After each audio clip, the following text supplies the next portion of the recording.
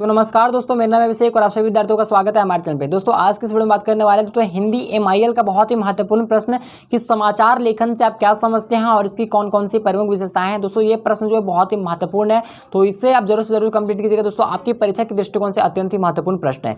तो ये हम देखते हैं कि समाचार लेखन से आप क्या समझते हैं और इसकी कौन कौन सी प्रमुख विशेषताएं हैं कि दोस्तों समाचार लेखन किसे कहते हैं और इसका कौन कौन सा विशेषता है आपको ये बताना, ठीक है। तो इससे पहले दोस्तों आप हमारे अगर चैनल पर नए होंगे चैनल को जरूर से जरूर सब्सक्राइब कर लीजिएगा दोस्तों।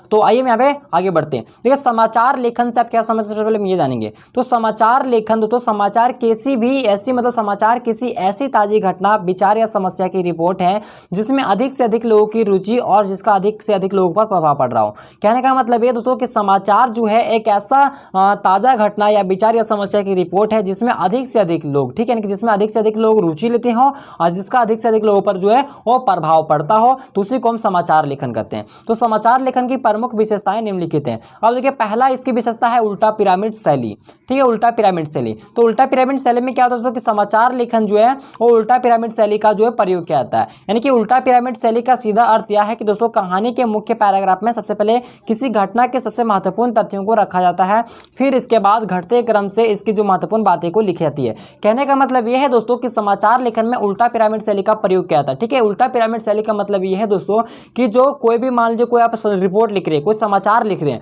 तो उस रिपोर्ट में जो उसका जो सबसे मेन जो पॉइंट होता है, जो मेन वर्ड होता है, ठीक है, उस मेन वर्ड को जो है वो सबसे पहले आप मुख्य पैराग्राफ में सबसे पहले उसको सबसे पहले मतलब रखेंगे, ठीक है। यानी कि जो मेन जो पॉइंट होता है उसको सबसे पहले आप आगे दिखाने की प्रयास करेंगे। उसके बाद जो है दोस्तों उसके बाद जो महत्वपूर्ण जो शब्द है उसे आप घटते क्रम में लिखेंगे, ठीक है। यानी कि जो सबसे ज्यादा महत्वपूर्ण है, जो सबसे ज्यादा इंपॉर्टेंट है उसको सबसे ऊपर रखेंगे और उससे जो धीरे धीरे नीचे वाला है उसको आप धीरे धीरे नीचे करते जाएंगे, ठीक है। तो समाचार लेखन में उल्टा पिरामिड शैली का प्रयोग किया जाता है और उल्टा पिरामिड शैली का सीधा अर्थ यह है कि कहानी के मुख्य पैराग्राफ में सबसे पहले जो किसी भी घटना के प्रस्तुत सबसे पहले महत्वपूर्ण तथ्यों को रखा जाता है और फिर उसके बाद जो है घटते क्रम से इसकी महत्वपूर्ण बातें को लिखी जाती है।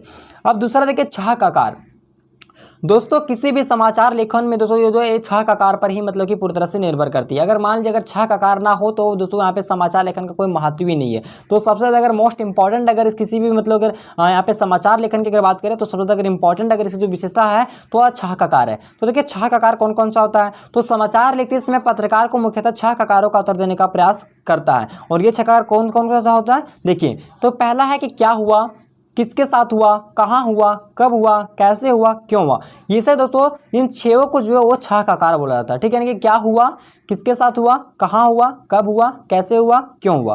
दोस्तों ये से हम छह आकार बोलते हैं। तो किसी भी समस्या यानी कि किसी भी समाचार या घटना की रिपोर्टिंग पर इन छह आकारों पर विशेष रूप से हमें ध्यान देना चाहिए।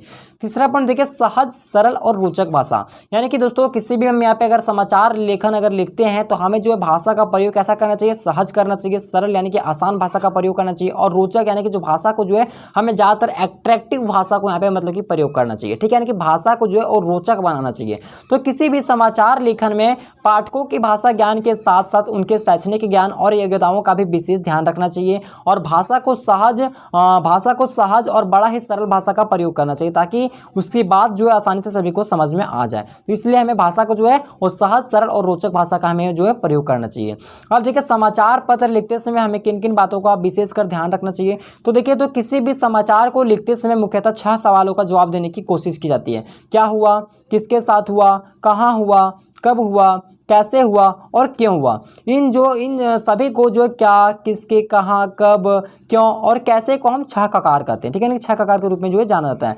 तो किसी भी घटना या समस्या या विचार के से संबंधित अगर हम कोई समाचार पत्र लिखते हैं तो उसमें इन छह आकारों को हमें विशेष रूप से जो है वो ध्यान देना पड़ता है। तो समाचार के जो मुखड़ा होता है ना कि जो इंट्रो जिसको जो हम यानी कि जो पहले के जो दोस्तों शुरुआती के जो दो तीन जो पंक्ति होती है उसको हम पहला पैराग्राफ बोलते हैं, ठीक है। तो शुरुआती की जो दो या तीन पंक्ति होती है उनमें सबसे पहले हमें दोस्तों तीन या चार ककारों को आधार बनाकर यहाँ पे समाचार पत्र जो है वो लिखा जाता है। इसके बाद जो दोस्तों जो समाचार पत्र की जो बॉडी है और उसके जो समाधान के पहले बाकी दो ककारों कैसे और क्यों का हम जवाब दिया जाता है और इसी प्रकार से इन छह ककारों के आधार पर इनके माध्यम से समाचार पत्र को जो है वो तैयार किया जाता है। तो उम्मीद करता हूँ कि आप समझ गए होंगे समाचार पत्र किसे कहते हैं और समाचार लेखन किसे कहते हैं, समाचार लेखन को कौन कौन से विशेषताएं हैं, तो आप लोग समझ जाएंगे दोस्तों। तो उम्मीद करता हूँ कि आपको वीडियो पसंद आए तो वीडियो को लाइक कीजिएगा, चैनल पर नए चैनल को सब्सक्राइब कर साथ बेल आइकन को प्रेस कीजिए। धन्यवाद।